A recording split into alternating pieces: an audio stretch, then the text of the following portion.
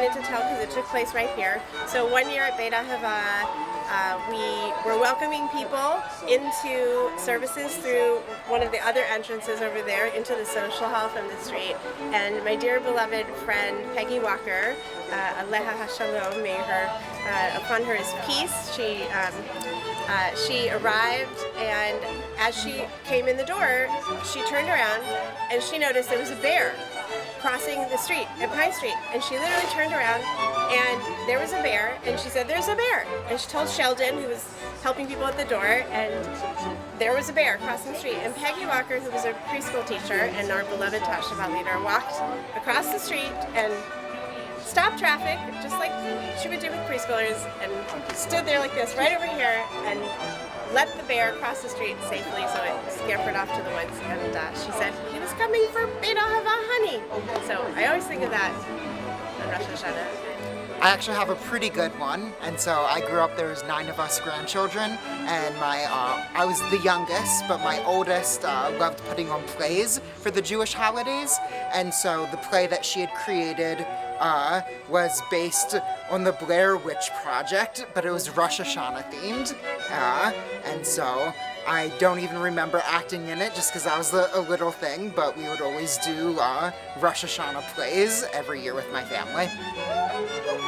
That's a good one. A favorite memory, I think, would probably still be like family breakfast. Like, we used to all gather at kind of a great aunt's apartment building, and I think it was the Bronx, although I might actually be blanking. And it was one of the only times a year that like all of my grandparents and their extended family would gather together. And I just remember getting to ride the elevator up the high rise.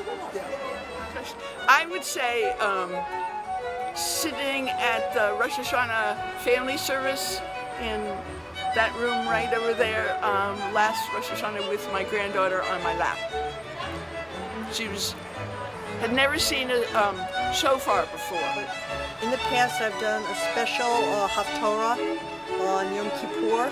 It's the same Haftorah that my father, of blessed memory, did every year of his life.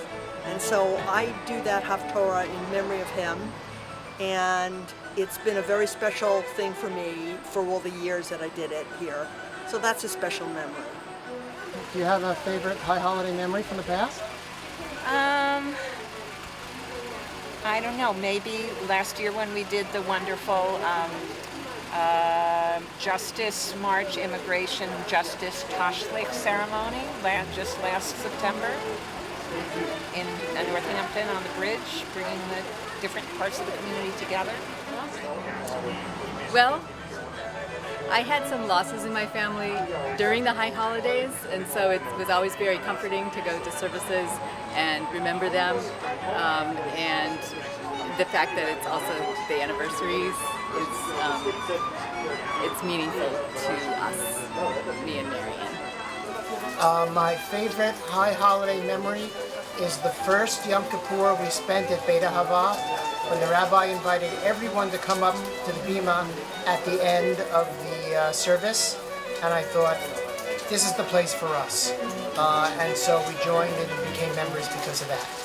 Well, when you asked me that question, I was thinking about the Tashlich from previous years and singing songs and just walking down the path by the Mill River, and those are all sweet memories. So yeah, that's my favorite. I remember giggling in temple with my sister uncontrollably when the congregation president fell asleep on the pulpit. That's great. I don't know if I have one. I think what I'm feeling now is just missing the idea of all being together. So I think it's more that. The favorite part is being with everybody. Spending our holidays outdoors with our Havurah at Rhonda's house, or in various places, the outdoor services. I think one of my favorite memories is doing Tashlich down by the river. Great. And do you have a favorite high holiday memory you'd like to share with people? Well, break fast. Any break